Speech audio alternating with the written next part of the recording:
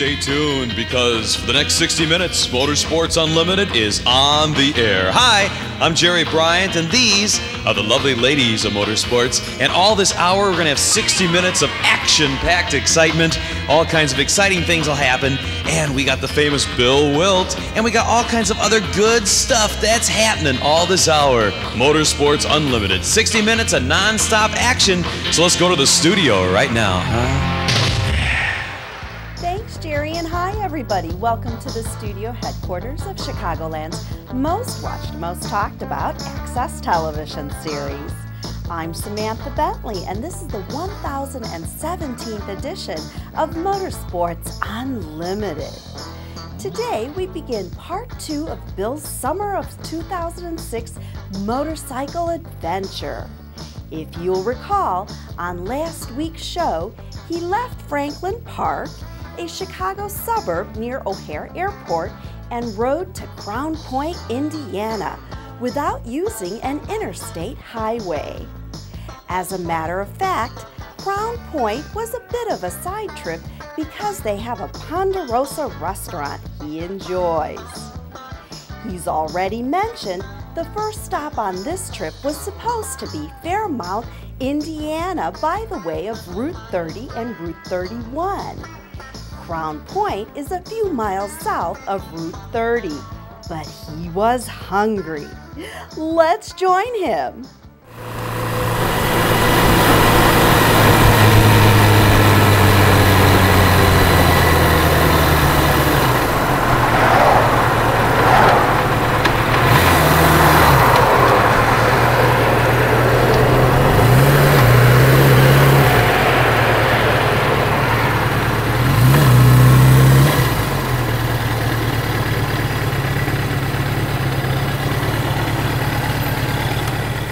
While Bill was eating, he was thinking about new possibilities after deciding to take Route 31 south instead of Route 41. Hi, I'm Patty Borwitz, and before we continue, Bill wanted to remind us of the objectives of this trip. Bill? Thanks, Patty. And that's right, a couple of things for those who didn't see part 1 last week. And that shouldn't happen because you're supposed to watch every week. Anyway, I mentioned last week I avoid the interstates when I ride because I find adventure around every bend on the secondary highway system. If you really look, you'll be amazed and pleased at what you might happen on as you travel them. Additionally, last week I expressed my determination to capture and share the joy of riding. What I mean is, much of the pleasure of a motorcycle road trip is the ride, not just the destination. So I'm including plenty of riding, as well as some fascinating destinations, beginning with Fairmount, Indiana. While I was eating, I started thinking that since I'm going to be heading east on Route 30 and going right past the old US 30 drag strip, it might be a good idea to check and see if anything is going on there. After all, I receive many phone calls and emails before every racing season asking if I've heard 30 is reopening. Nothing has ever come of these rumors, but it wouldn't hurt to stop and take a look. Yes, my first planned destination is Fairmount, Indiana. But when I ride, I'm often distracted by interesting things that catch my attention. It's part of the fun. On the other hand, it was getting late. We'll see. Time to get rolling.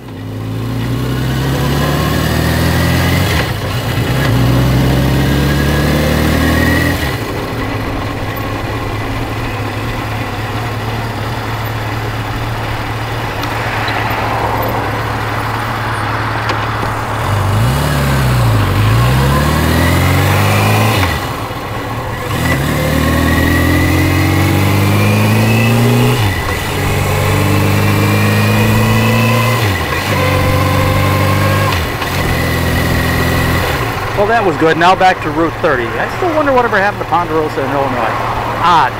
Nobody knows that. I'd really like to know. They always seem real popular. Always seem full to me. Bill's right. There used to be Ponderosas everywhere. I too wonder what happened to them. And what about checkers? I don't see them anymore either. Hi, I'm Janine Lauschat.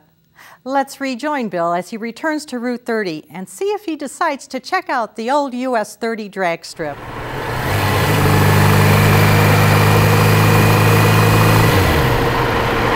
Yeah, that's only a few minutes out of the way. That's no real time. I see up ahead here the Junction 30 sign already.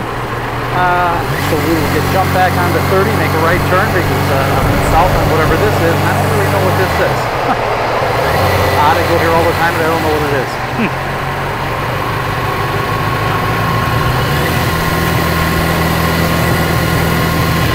Looking for a sign to see what route I'm on all the time. Anyway, this is Route 30. I'm going to make a right-hand turn here, and I don't see a sign for this street, so I don't know what it is. That's odd. It says 55 south. All right, must be 55, I guess. You'd think I'd know that.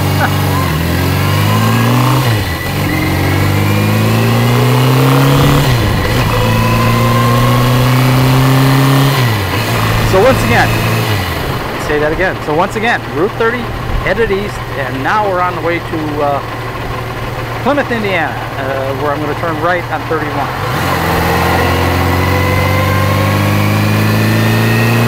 Sure hope it's 31. I'll have to check the map again. I'm going to stop up ahead here anyway to see if I can find the old US 30, although, boy, I've really got a feeling it's changed completely. The last time I was down here, I barely found it, and that was several years ago, so we'll see.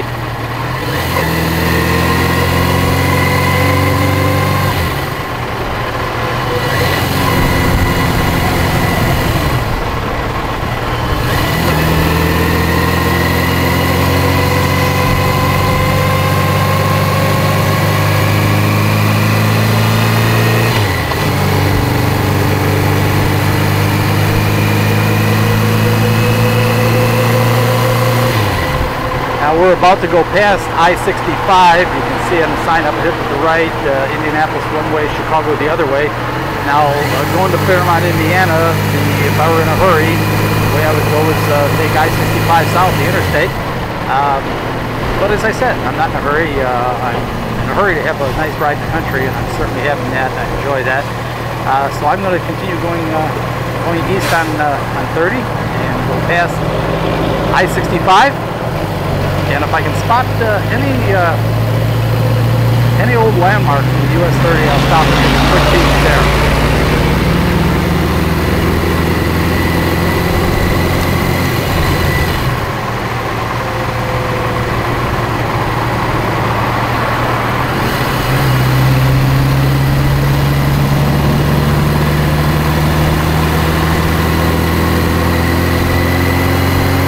Hopefully you didn't notice that. I had the turn signal on all the way from when I turned right off at 30 or off of 55. Bill says he's become the old guy who goes down the road for miles with his turn signal flashing. We've already explained motorcycles rarely have self-canceling turn signals because it's a difficult technical problem on bikes. For those who have been behind him, he says he's sorry, and he really does try hard to remember to turn the signal off. Speaking of remembering, he was having another memory problem. He spotted a street off Route 30 that looked like it was on the way to the old drag strip. He made a quick left but was disappointed to find. Well, have a look. Well, I thought I had it here for a moment, folks. Everything looks completely different on Route 30 now. The old gas station that was the landmark is gone. Of course, I knew that, and I thought I could spot the new one. I was there once afterwards, after that one was torn down.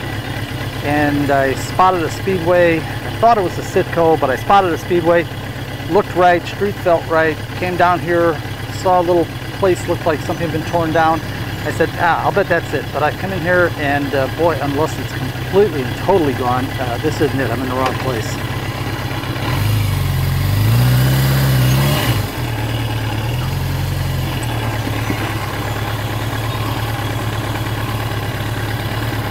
I'm just amazed at how much Route 30 has changed. It's all Best Buy and Walmart and all the other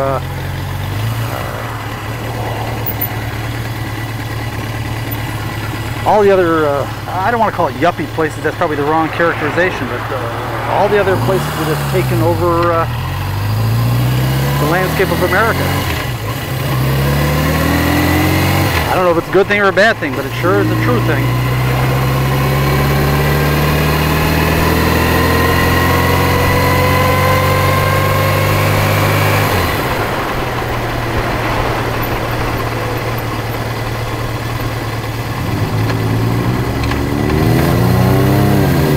another difference in the way it looked even a few years ago, the last time I stopped by US 30. I'll bet, you know what, I'll bet I couldn't even drive to Oswego anymore. And I only raced 30 a few times, but I raced at Oswego many, many times. I'll bet if I went out there, and I haven't been out there probably in 20 years, and I think I could drive right to it. But based on what I'm experiencing now, I bet I couldn't. You see across the street the Sports Authority and all of these modern places that are now the landscape of America. None of this existed back 40 years ago when we used to race at 30. By the way, that's 30 in front of me. I just darted down this street that kind of looked and felt right, even though the recognizable landmarks are gone.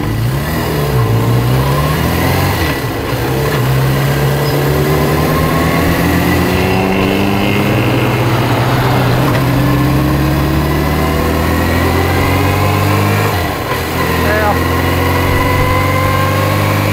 who knows? Maybe I'll spot something ahead. If I do, I'll pull in.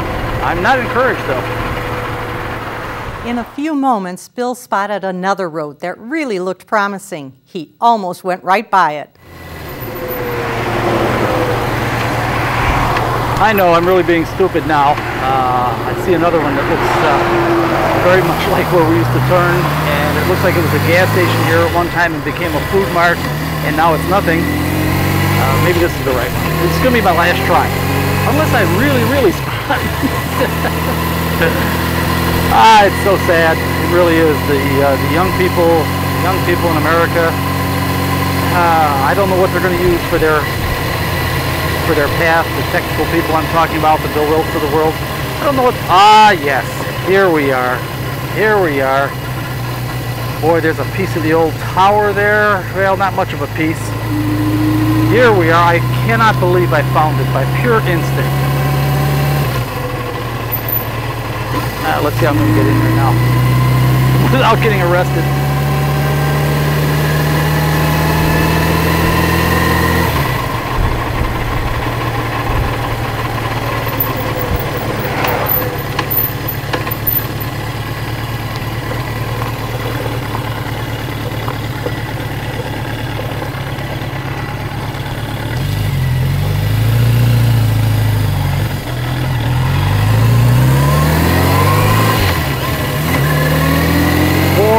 I cannot believe it. I just had a feeling when I was coming down 30 and I saw that food mart thing that looked like it was a closed up and that looked like the old gas station.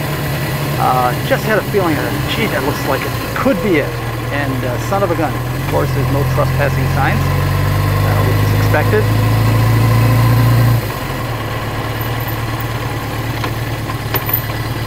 I get calls, by the way, every year from people tell me that 30 is opening again.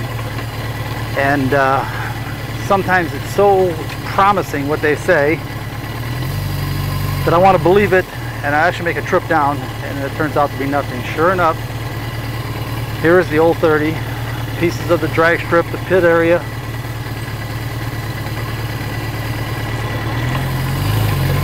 Guys, it sure don't look like 30. Forgive my grammar. It sure don't look like 30 is going to be opening again anytime soon.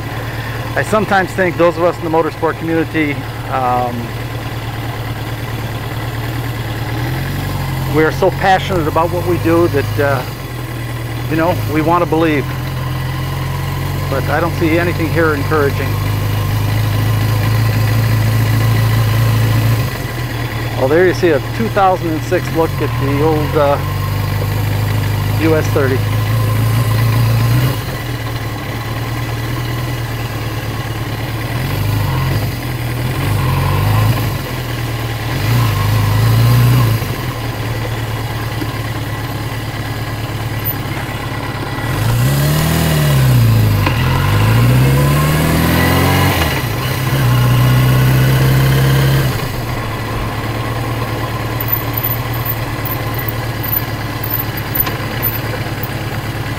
No, it doesn't look promising.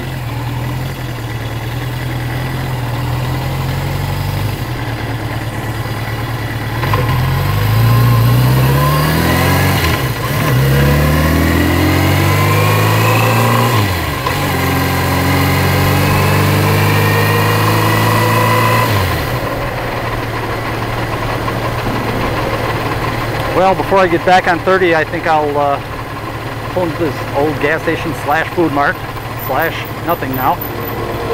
And time to get the helmet off and put a little distance on. I'm only 91 miles from home after all this time and all this taping.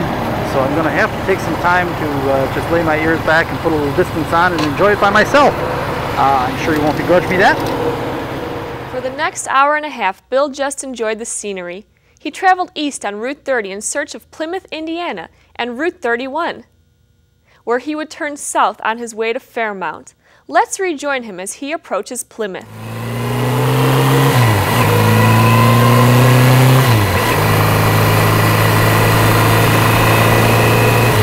I'm in Plymouth, Indiana now, at least approaching Plymouth, Indiana, and I'm looking for 31.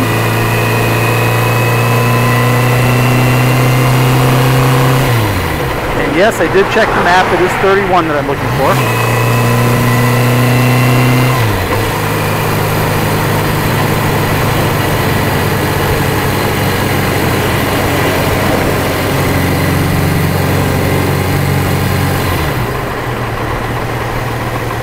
It's really too bad that I couldn't have taken you on the entire ride coming from, well, I guess I could say US 30 drag strip all the way here to Plymouth. It's just mile after mile after mile of beautiful countryside, cornfields, trees, boy, I'll tell you.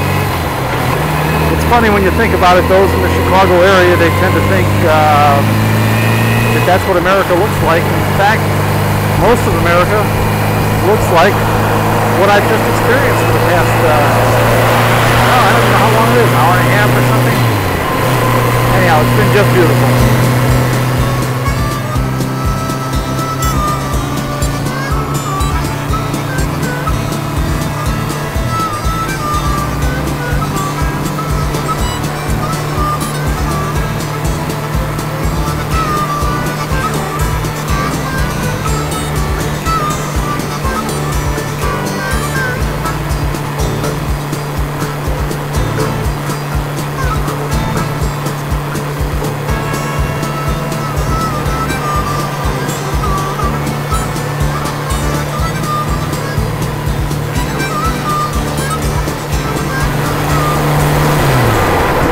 A little nervous. It arrows off to the right saying Plymouth, Indiana is that way, and Plymouth Airport. My map shows Route 30 intersects 31, so we'll see.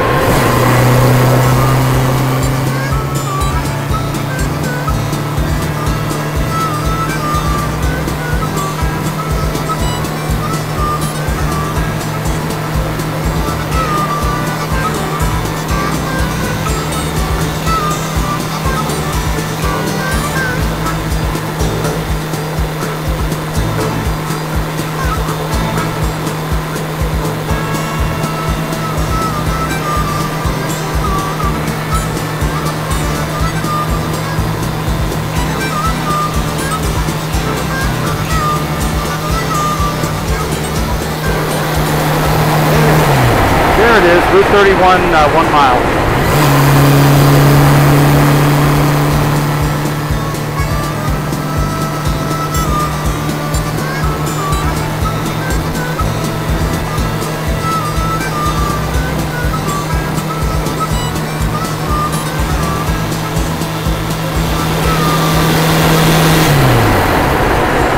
South Indianapolis, 1 mile, 1.5 miles, I'm sorry.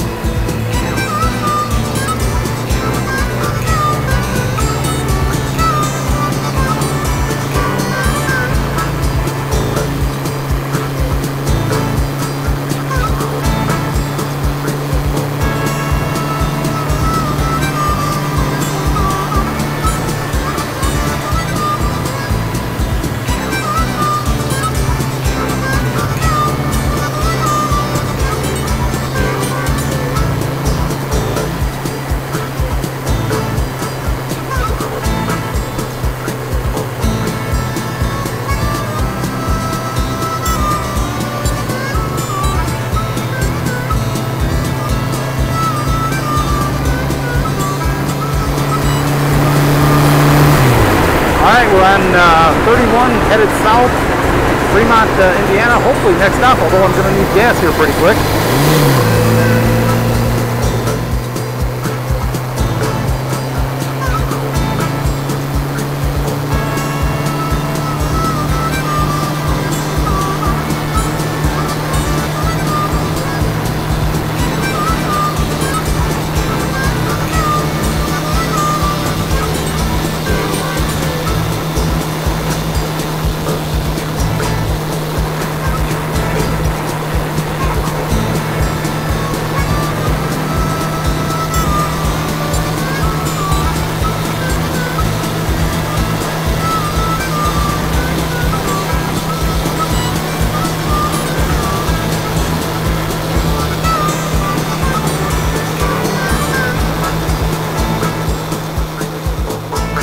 It's pretty, but I don't really see any gas stations.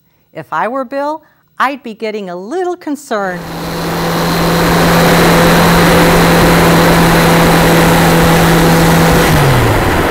I'm getting a little concerned about fuel, but I see a McDonald's sign up ahead, so where there's a McDonald's, there's got to be an intersection, hopefully with a gas station. I'm going to try to figure out how to do this.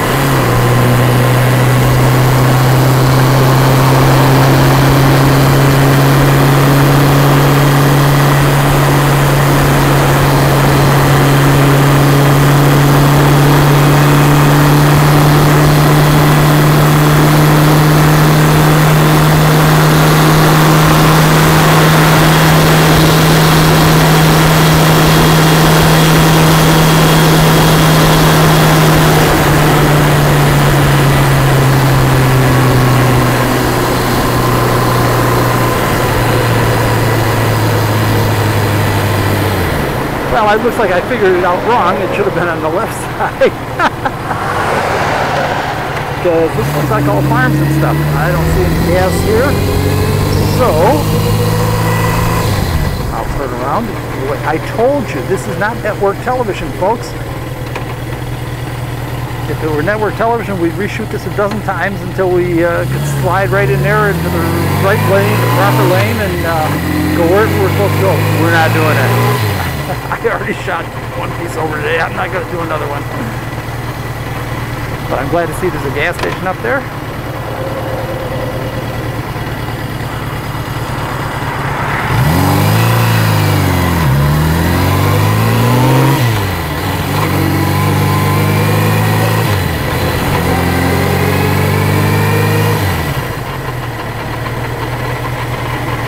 And it looks like it's kind of just in the nick of time.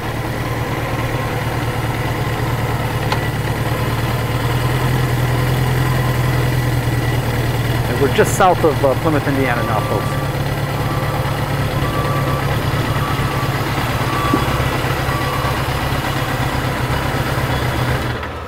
After refueling, Bill continued south on Route 31. He was looking for Kokomo, Indiana, where he would turn east towards Fairmount. We are now in Kokomo, Indiana. Just saw the sign back there entering Kokomo, and I found out when I was at the gas station filling up, I checked my maps and all that, and it said to indicated 31 south until I got to Kokomo, Indiana, and then to pick up 35 and go southeast. I just noticed the sign that I just passed a little bit ago said that this was both 31 and 35. So I'm looking for 35 where it bears off to the left. I assume it separates from 31.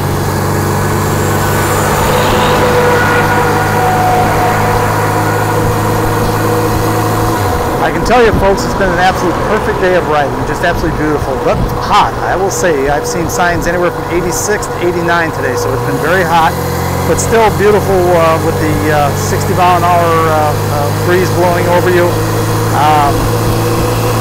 No hint of rain yet, I'm happy to say, and I'm looking here at the gas station and I'm seeing 306 a gallon. So yeah, I guess it is cheaper in Indiana, 306. Still obscenely high, but 306 is cheaper than what we're paying in the Chicagoland area, in Illinois, I should say. Oh, one other thought. The roads are great here. This 31, what a nice choice this was. I'm glad although 41 is fine too, but but this 31 has been a beautiful ride all the way down, absolutely smooth. And I've been wondering about Illinois roads. I've talked to several people that I would think would know about these things to see if they've changed the standard on when they start repairing them or something, because we've got pavement buckles in Illinois. There's a couple on the Eisenhower Expressway going into Chicago that at legal speed will put the motorcycle in the air. Manheim Road, the same thing, terrible pavement buckles, and I'm wondering if we have some kind of a new standard for how bad they have to be before we fix them. And by the way, there's the signs 31 south, 35 south, and I'm looking to stay on 35. Actually, to turn onto 35 off of 31, I should say, to get over to Fairmont. But I've been puzzled about that. I've been puzzled about what's happening with the roads in Illinois. If there's something new, something I don't know about.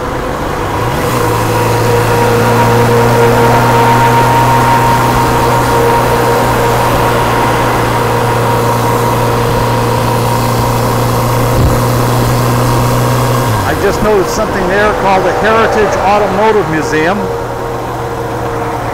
Just saying, it caught my attention, Heritage Automotive Museum. I wish there was time to stop and show you everything. I saw something else back there, the Fulton County Museum, where they had all kinds of railroad cars and all. That would have been interesting to stop and see. I can only show you so many things.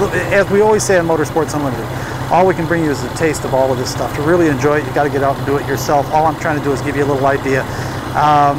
Once again, I want to remind you that the value or the advantage of a motorcycle road trip is that it assaults all five senses. You see everything, you hear everything, you taste everything, you feel everything, you smell everything. You are continuously engulfed in the environment. It's just a wonderful, wonderful way to travel. I can think of no better way, really.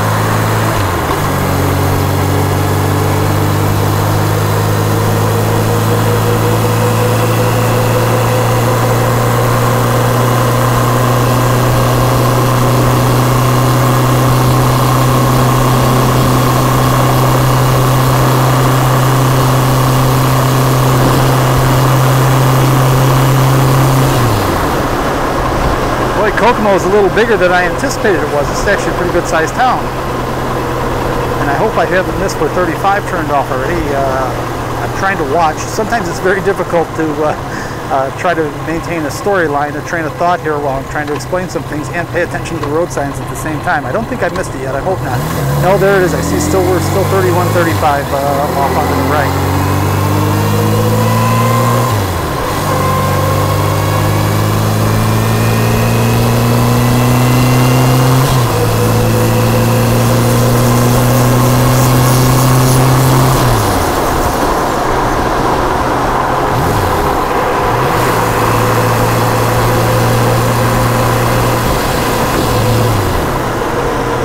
I really would have liked to tape some of that beautiful countryside on the way from Plymouth, Indiana, down here to Kokomo. It's a very, very pretty area and all that. But as I said, it takes so long to do these pieces. I know it doesn't seem like much, but as soon as I'm done taping this little piece of trying to follow you or walk you through going from the 31 to 35, I have to stop on the side of the road, check the piece, make sure it recorded, make sure the sound is all right, before I can pack things up and move on again. So it takes a lot of time. And sometimes I am on a trip. I've got to make some time. I've got to get some miles under me.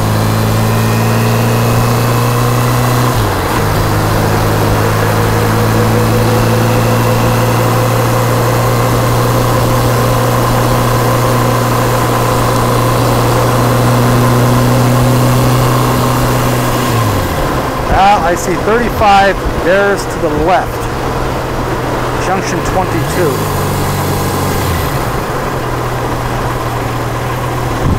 Let's see, am I doing this right? 22, yes, 35 south, okay. Anyway, picking up on that road thing again, I'm just surprised at how smooth and nice the Indiana roads are. I don't know why, if they have more highway funds to work with, or if they have different rules in the state for how heavily loaded the trucks can be. But the roads have been beautiful. None of that pavement buckling and everything. You actually, if you're a motorcyclist in in the Chicago area, you know what I'm talking about. The pavement buckles are horrible and will actually launch the motorcycle. I would kind of, whoever does the highway inspecting, if there is such a thing, I'd like to do it, them to do it on motorcycles so they can really feel what it's like.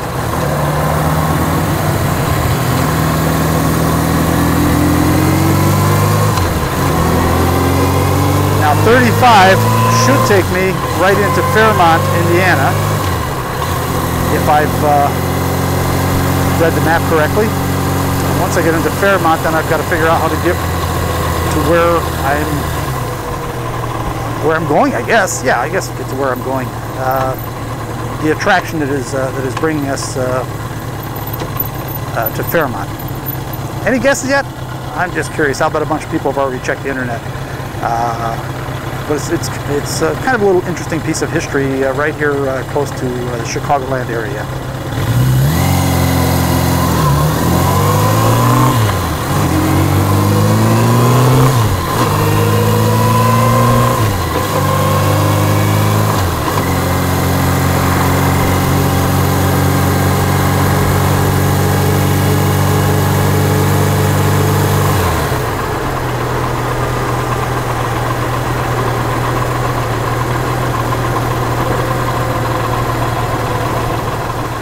Continued east on Route 35 until he arrived at Route 9, where he turned south to 26, then 26 east to the center of Fairmont, Indiana. It was getting dark, so he stopped at a gas station to expedite his search for the attraction in Fairmont, Indiana. By the way, Bill is about to reveal what he's looking for. Any guesses yet? I am in the middle of Fairmont right now, and sorry I didn't tape a little bit more along the way. I would have liked to, because it was beautiful country. It was corn, some of the world champion, I would think world champion corn. But it started clouding up and ran into some raindrops. Nothing serious, but enough where I wanted to keep going quickly. And it seems like it's really dark right now, but it's not. It's more clouded up for the rain. And I just stopped at this place here to get some directions for the James Dean Museum, and they said it's about 4 or 5 blocks down this way. So we'll see.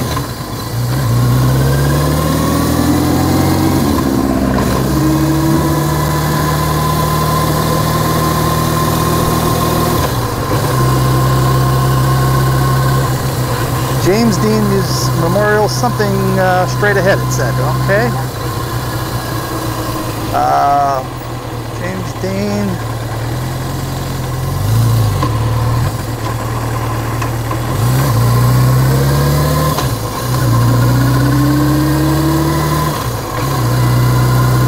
I don't know how big of a deal the town makes out of this being the birthplace of James Dean. There's a gift shop.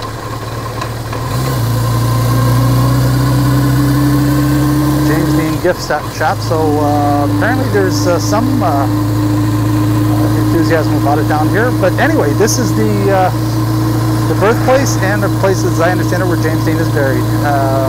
And we'll talk about that a little bit in just a minute. And by the way, I also noticed, I don't know if you can see it on the signs up there on the telephone poles. It mentions some kind of James Dean festival with this picture up there.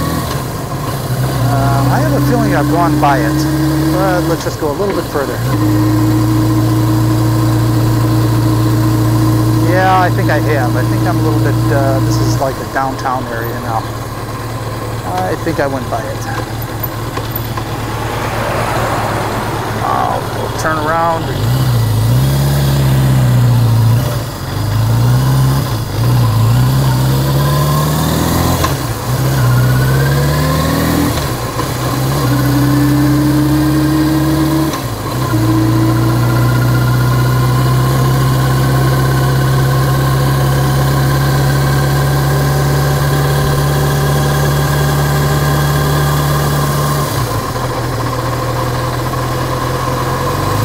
You can see some of this, folks. I know it's gotten dark, but part of it is, well, I guess, let's see, it's 8:30 their time, 7:30 Chicago time, it's 8:30 their time, but it really wouldn't be this dark. It really has clouded up with the raindrops in the air and all that. Now there's the James Dean gift shop.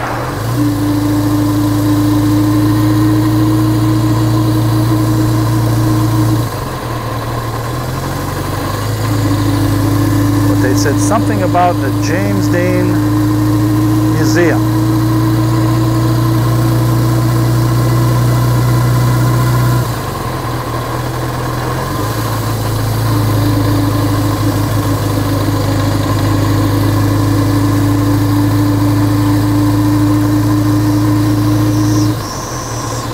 There was a sign I spotted, I believe, so let's see what it says. Maybe it'll help me. James Dean Memorial Gallery, straight ahead.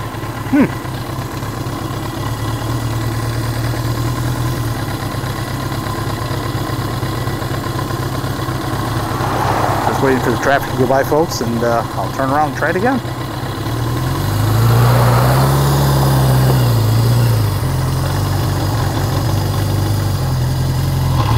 James Dean Memorial Gallery, straight ahead.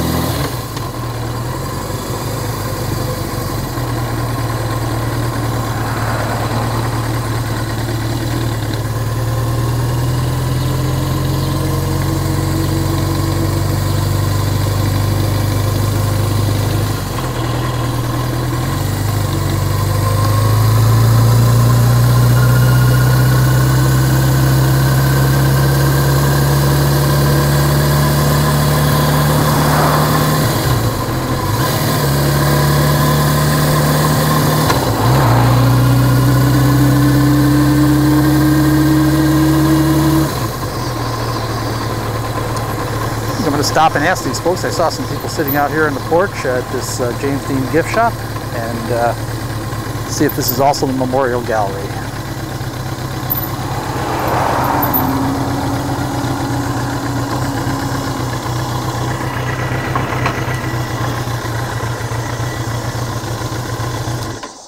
The guys at the gift shop turned out to be terrific. Actually, it wasn't exactly a gift shop. It was the front room of their home, and they knew the Dean family. Bill tried to get them to go for an on-camera interview, but they declined. One of them kindly made a map for him, and they wouldn't even take any money for it. They were proud that Fairmount was James Dean's hometown, but weren't trying to make a buck off of it. They were trying to be helpful and directed Bill to the James Dean Memorial Park a few blocks up the road. I don't know how well the audience can see it, but we are standing in a little park here, kind of in the heart of downtown Fairmount, Indiana. And they've got a James Dean, it's not exactly a James Dean statue, it's kind of a James Dean monument. On the head is a bust of James Dean. I don't know how well you can see this. We are rapidly losing our light here. I'm talking as fast as I can. There are a number of attractions here. I just stopped at that gift shop. The guys were very accommodating. I couldn't get them to go on camera. They were shy about that, but they gave me a ton of information in a very brief period of time because they know that I'm losing my light. I'm going to try to get some pictures of these things and show it to you before I have to leave here. But anyway, the reason I came down here is, how many times have we talked about on Motorsports Unlimited the James Dean Mercuries? James Dean made 3 movies, but the one that was most important was Rebel Without a Cause. And the reason it was important was because it touched a certain nerve about the time. There are some movies that just kind of captured a slice of life at that time that was meaningful, and that's why it's held on so long. And he was probably the right guy to play it, or maybe it wouldn't have been as meaningful and all the rest of it. But the car that he drove in the movie, and I've forgotten if it was a 49, 50, or 51, they were all identical, doesn't really make any difference. But it was a James Dean, become known as the James Dean Mercuries, even though James Dean had nothing to do with building them or designing them or creating them. He just used that as the car. He was a teenage kid, and that was the car that he had in the movie, and they became known as the James Dean Mercuries. And I thought it'd be kind of cool on this little motorcycle adventure to stop by James Dean's hometown. This is where he was born, and this is where he's laid to rest. He was tragically killed in an automobile accident driving a Porsche. He got to be a very big race fan because he presumably making a lot of money with the movies, could afford the expensive race cars, maybe at too young of an age, I don't know. Point is, he died after only making 3 movies, but the most significant movie was certainly Rebel Without a Cause, and it was because it touched a nerve from the time period. If you see the movie, it's a little slice of life at that time, a little bit like Blackboard Jungle, if you've ever seen Blackboard Jungle. That movie also has become a classic because it accurately captured just the taste of that. Not that the entire time was like the movie, but it was a slice of life from that time, as was Rebel Without a Cause. Anyway, hopefully I'm going to get some pictures here and show you some pictures, because as I say, we are rapidly losing our light. And by the way, what do you think the next stop is on this little motorcycle road trip adventure? A couple of corrections. First, James Dean was actually born in Marion, Indiana, about a dozen miles north of Fairmount. He grew up in Fairmount. Second, Fairmount is pronounced Fairmount, not Fairmont, as Bill keeps saying. Come on, he's a motorsport guy, not a linguist. Anyway, when he left the park, he decided to check out some of the things the guys at the gift shop told him he should see, rather than proceeding to the next destination. With time rapidly running out, you can see everybody's headlights are on now and all that. It's 8 o'clock Chicago, 8:05, but it's 9:05 their time here in Fairmont, Indiana. But I just want to see if I can find, one of the guys at the gift shop gave me several attractions to look at. Let's see if I can at least find something else. This was the Memorial Park that I was just showing you, where I just did the stand-up piece. And it doesn't look like this town is that big, so these other things that he's pointed out really shouldn't take that long to get to, I hope.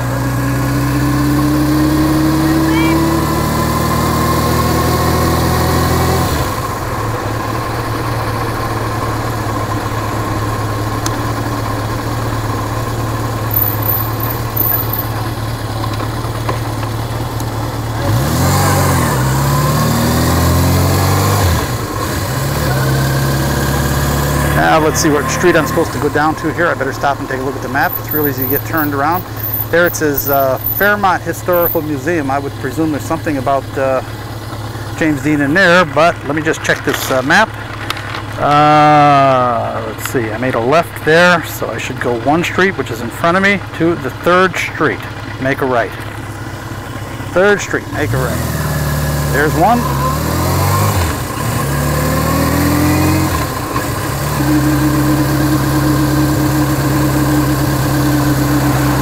There's 2.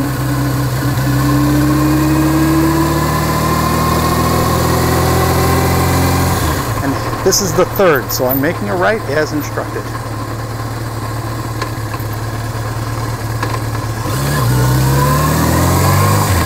Now what we're supposed to be able to see here is the school that James Dean attended. It's all boarded up now and closed up. No, there it is. Sure. Oh, yes, I can see. Fairmont High School. Stabilization and rehabilitation project work in progress. Okay, apparently they're renovating this school. It's the future home of James Dean Performing Arts Center. Beautiful building. I hope it shows up. I know it's dark, but I hope you can see it. Well, this is where James Dean went to high school. Now, let's see if I can find something else. Supposedly, if I go down the road 2 streets, I will, and by the way, if we were network television, we'd have a separate guy standing there telling me what to do and all that, but again, I told you we're not network television. And I like it that way, as a matter of fact, so I hope you do too. So let me go down 2 streets. There's supposed to be a water tower. And again, it's dark. I hope you're able to see this. This camera is really quite good, though. I'm surprised. Did I say 2 streets? No, 1 street. I think I should have turned there. Well, I'll go around it this way. I really should pay more attention. But it's hard when you're thinking about storyline and the camera aperture, and do we have enough light? Is this worth doing at all? Blah, blah, blah, blah, blah, and all the rest of it. Believe me, when you're doing this kind of work, you have an awful lot on your mind. Now, what we're looking at here is, what we're looking for, I should say, is supposed to be a significant water tower with a beautiful picture of James Dean on it. So I'll see if I can find that for you. Oh, there it is up there. If you look up, folks, I don't know if that's going to show or not on the camera. I tilted my head back. It says Fairmont. On the left side, there's that cat. Well, can't think of his name. And to the right is James Dean. Okay, so there's the water tower he was talking about. Again, I'm glad to see that Fairmont pays some attention to someone from their community that really achieved.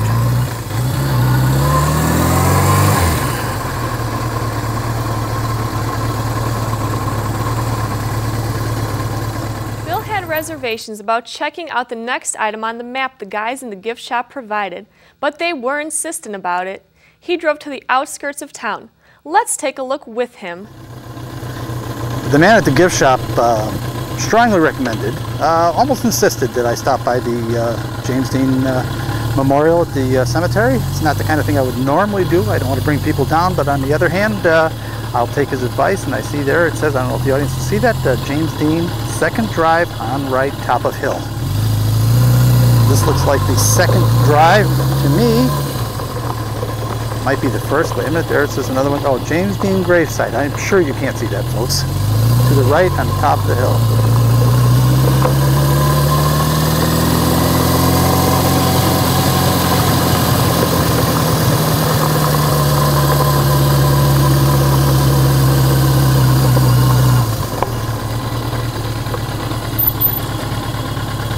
Now let's see which one is it.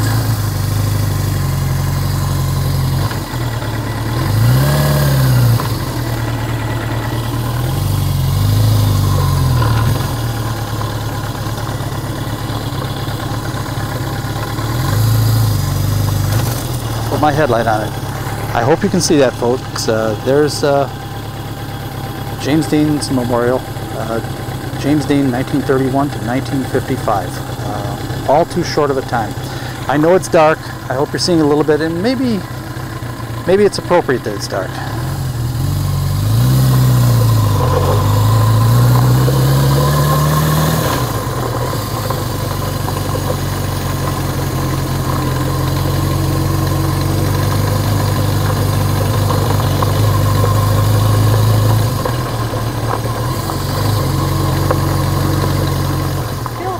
Some thinking. He intended to depart for the next planned destination, but he was kind of getting into the James Dean thing. Unusual for Bill. He typically doesn't get into the celebrity thing, but there was something he liked about this experience. He couldn't put his finger on it.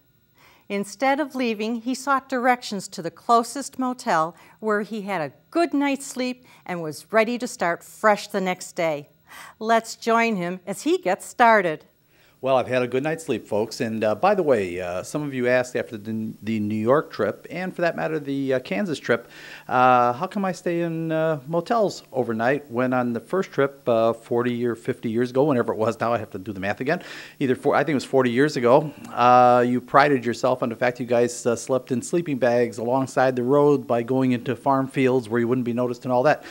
Well, the reason is because I'm 63 years old now, and I really enjoy getting up and having a shower and clean. If you'll remember the description of that trip, those of you that saw it, we were so filthy by the second day from working on the with the bikes and the dirt, and without going into it, it was terrible. So it's well worth the time to take a motel room, if nothing else, so that you can get cleaned up for the start of a fresh day.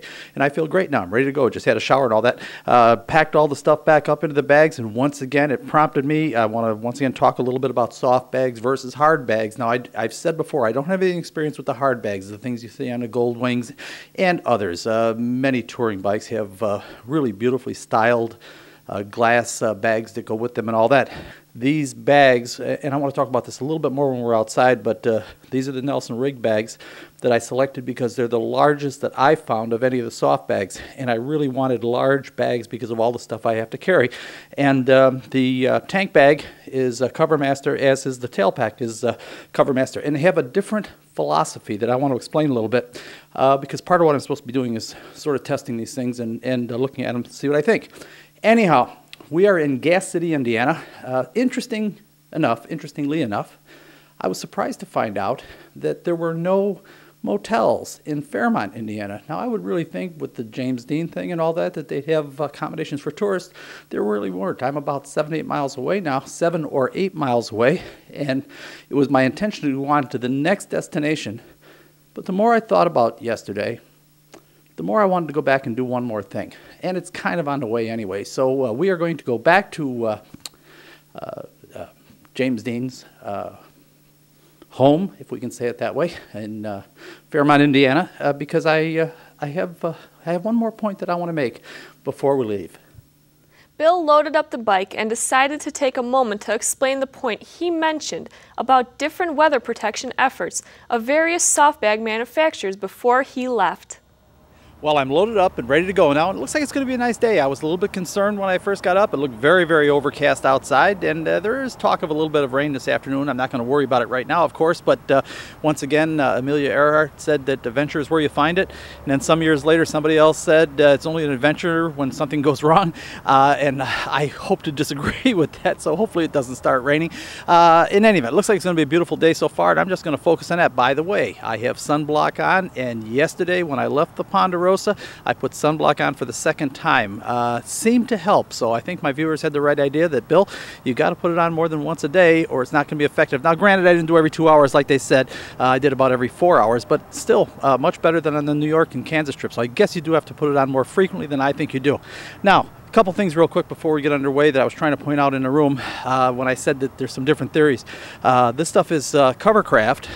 The tank bag and the tail pack is Covercraft, and of course these are the Nelson rig bags, and I selected the Nelson rig bag specifically because I wanted the largest soft bags I could find. If you'll remember on the New York trip, I kind of made the joke about you know, what if I should come across the girl, if I'm in a helmet state like New York, and I come across a beautiful girl on the side of the road that needs a ride, and I'm wearing a helmet and I don't have another helmet for her, I'd be absolutely stuck. So I made sure I carried 2 full-face helmets with me last year, and I needed the biggest possible. And no, by the way, it didn't happen and it never will happen, and I know that. I'm 63, but I still prepare just in case.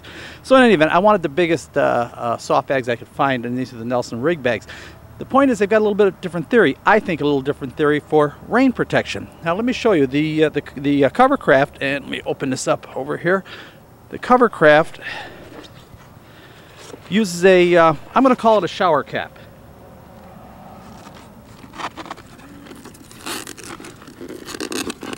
Forgive me for the extra time here, folks, but I've got the tank bag is all set up for all the video equipment. It's kind of it's a tight fit for everything, so I've got it sort of specially there. Now, hold on one second. I want to put this on.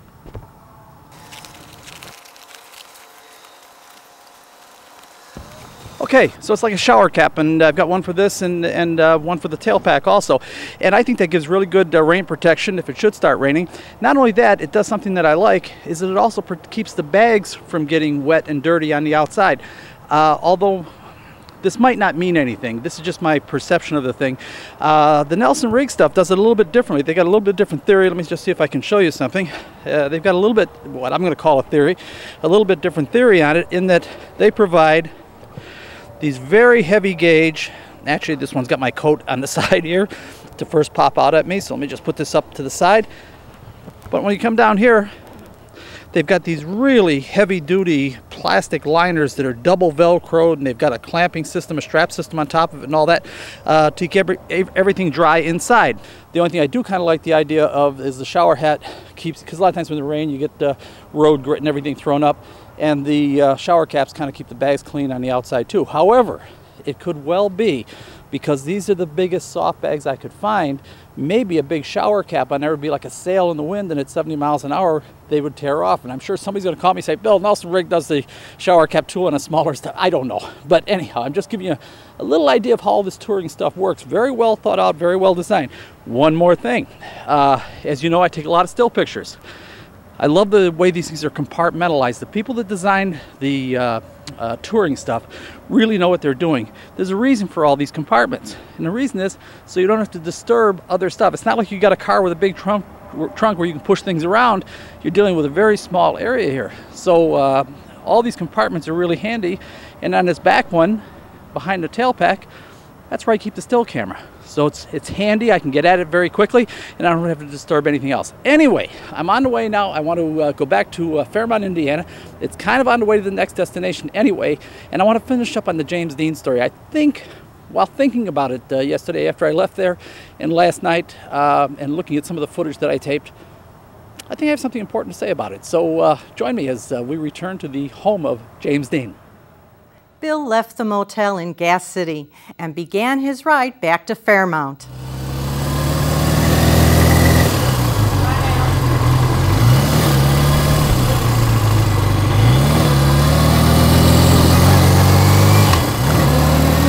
Nice people.